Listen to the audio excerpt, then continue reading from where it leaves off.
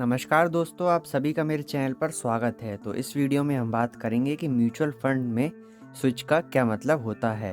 तो इस वीडियो में मैं आपको बहुत ही आसान और सरल भाषा में समझाऊंगा कि म्यूचुअल फंड में स्विच का क्या मतलब होता है। तो मेरी आपसे रिक्वेस्ट रहेगी कि आप इस वीडियो को पूरा ज़रूर देखें, क्योंकि इस वीडियो में मैं आपको बहुत ही इंपॉर्टेंट इन्फॉर्मेशन देने वाला हूँ। तो चलिए अब हम बात करते हैं कि म्यूचुअल फंड के अंदर स्विच का क्या मतलब होता है। तो अगर मैं आपको बहुत ही सरल भाषा में समझाऊँ, तो जैसे कि अगर हम किसी म्यूचुअल फंड में 10,000 रुपये इन्वेस्ट कर देते हैं और अगर हम चाहते हैं कि उस म्यूचुअल फंड के 10,000 रुपये हम किसी और म्यूचुअल फंड में ट्रांसफ़र कर दें या फिर किसी और म्यूचुअल फंड में इन्वेस्ट कर दें, तो उसी को स्विच बोला जाता है। यानी कि अगर आपने किसी म्यूचुअल फंड में 10,000 रुपये इन्वेस्ट करके रखे हुए हैं, तो आपको उस 10,000 रुपये को निकालने की ज़रूरत नहीं है। डायरेक्ट उस म्यूचुअल फंड से आप किसी दूसरे म्यूचुअल फंड में वो 10,000 रुपये इन्वेस्ट कर सकते हैं। तो मैं आपको एग्जांपल देकर समझाने की कोशिश करूंगा कि म्यूचुअल फंड में स्विच का क्या मतलब होता है और इसे किस तरीके से यूज़ किया जाता है।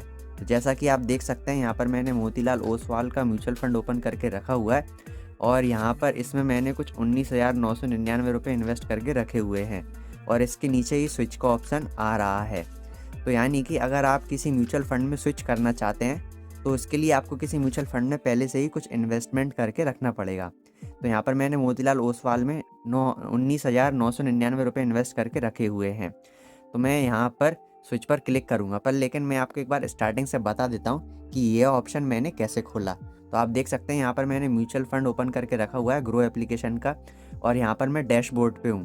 तो मुझे कुछ नहीं करना, जिस भी म्यूचुअल फंड से मैं स्विच करना चाहता हूँ उस म्यूचुअल फंड पे क्लिक कर देना। जैसे कि मैं मोतीलाल ओसवाल से स्विच करना चाहता हूँ, तो मैंने इस पर क्लिक किया।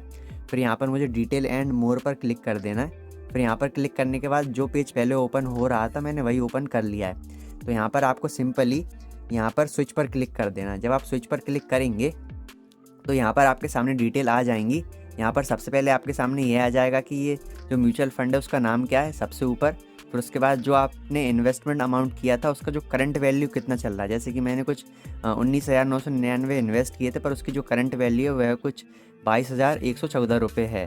ठीक है, और यहाँ पर कुछ यूनिट आ जाएगा कि हमने कितने यूनिट यहाँ पर बुक किए थे। फिर उसके बाद यहाँ पर एग्जिट लोड आ जाएगा कि फंड हाउस की तरफ से एग्जिट लोड कितना चार्ज किया जा रहा है। तो यहाँ पर 0 रुपये है।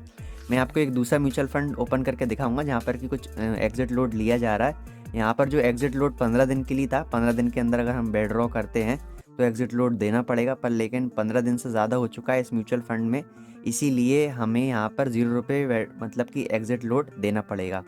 तो आप यहाँ पर देख सकते हैं अमाउंट टू बी स्विच्ड, यानी कि कितना अमाउंट है जो कि हम इस म्यूचुअल फंड से दूसरे म्यूचुअल फंड में ट्रांसफ़र करेंगे।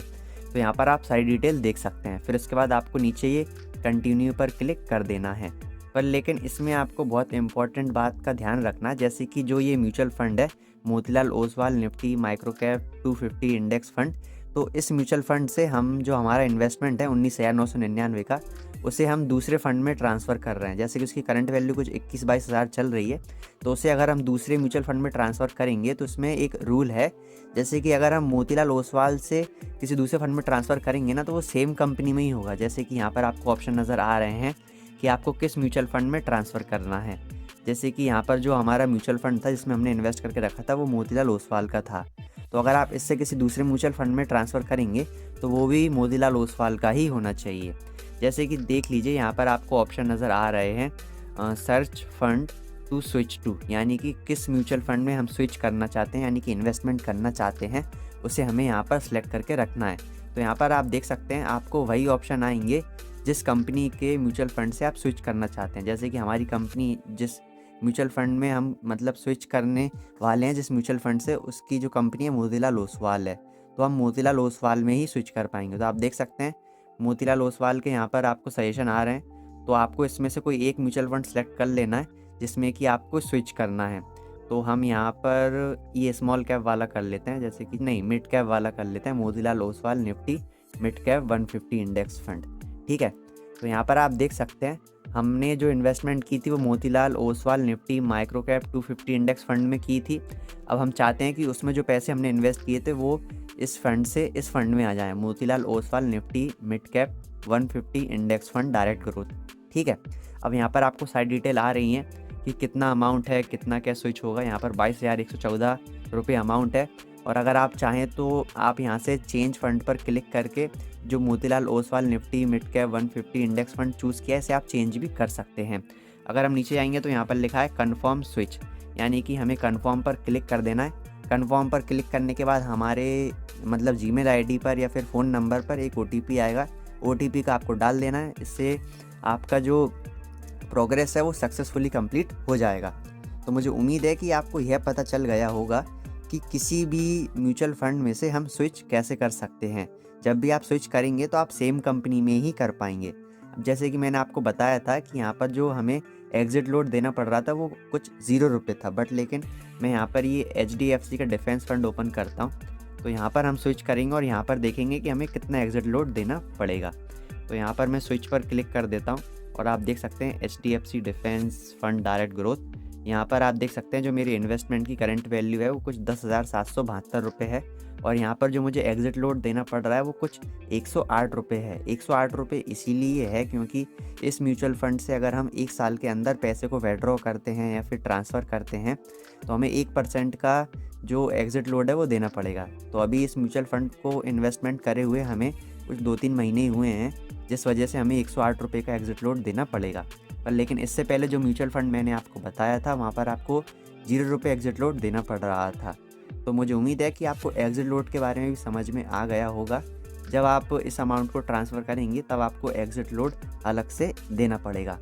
तो जैसा कि मैंने आपको पहले ही बता दिया है कि आप किस तरीके से अपने मतलब कि अमाउंट को ट्रांसफ़र कर सकते हैं, यानी कि स्विच कर सकते हैं। जैसे कि ये HDFC का म्यूचुअल फ़ंड है, तो यहाँ अगर हम कंटिन्यू पर क्लिक करेंगे तो हमारे सामने HDFC के ही म्यूचुअल फ़ंड ऑप्शन में आएंगे, यानी कि HDFC के म्यूचुअल फ़ंड से हम दूसरे HDFC के म्यूचुअल फ़ंड में ट्रांसफ़र कर सकते हैं। जैसे कि जो HDFC defence fund direct growth है, इससे हम HDFC के दूसरे म्यूचुअल फ़ंड में कर सकते हैं। स्मॉल कैप हो गया, इंफ्रास्ट्रक्चर हो गया, मिड कैप हो गया। तो यहाँ पर भी मैं आपको दिखा देता हूँ। स्मॉल कैप पे क्लिक कर देते हैं तो यहाँ पर आप देख सकते हैं यहाँ पर मेरे कुछ 10,772 रुपये हैं HDFC डिफेंस फंड में, जो कि HDFC स्मॉल कैप में ट्रांसफ़र हो जाएंगे। तो म्यूचुअल फ़ंड के अंदर स्विच का सीधा सा यही मतलब होता है कि अगर हमने किसी म्यूचुअल फ़ंड में 10,000 रुपये या फिर 20,000 रुपये इन्वेस्ट करके रखे हुए हैं और अगर हम चाहते हैं कि उन 20,000 रुपये को हम किसी दूसरे म्यूचुअल फ़ंड में स्विच कर दें, यानी कि इन्वेस्टमेंट कर दें एक म्यूचुअल फ़ंड से, तो आप म्यूचुअल फ़ंड से आराम से स्विच कर सकते हैं। यानी कि अपने 20,000 रुपये किसी म्यूचुअल फ़ंड में इन्वेस्ट करके रखे हुए हैं तो आप उसे किसी दूसरे म्यूचुअल फ़ंड में ट्रांसफ़र कर सकते हैं। तो सीधा सा म्यूचुअल फ़ंड के अंदर स्विच का यही मतलब होता है, जो कि मैंने आपको अभी बताया। और मैंने आपको ये भी बताया कि आप सेम कंपनी के म्यूचुअल फ़ंड में ही स्विच कर पाएंगे, किसी दूसरी कंपनी के म्यूचुअल फ़ंड में स्विच नहीं कर पाएंगे। तो मुझे उम्मीद है कि इस वीडियो में मैंने आपको जो भी बताया है स्विच के बारे में वो आपको अच्छे समझ में आ गया होगा। अगर आपको म्यूचुअल फ़ंड के बारे में और अधिक जानकारी चाहिए, जैसे कि म्यूचुअल फ़ंड के अंदर एग्ज़िट लोड और मतलब कि एक्सपेंस रेशियो, टैक्स वगैरह, जैसे आप देख सकते हैं expense ratio, exit load, tax, इनके बारे में और अधिक जानकारी चाहिए तो आपको स्क्रीन पर कुछ वीडियोस नज़र आ रही होंगी। आप उन वीडियोस को देखकर इनके बारे में जानकारी प्राप्त कर सकते हैं। अगर आपको इस वीडियो में कोई भी चीज़ समझ में नहीं आई हो तो आप मुझे कमेंट करके पूछ सकते हैं, मैं आपकी हेल्प करने की पूरी कोशिश करूँगा। तो इस वीडियो में इतना ही, धन्यवाद।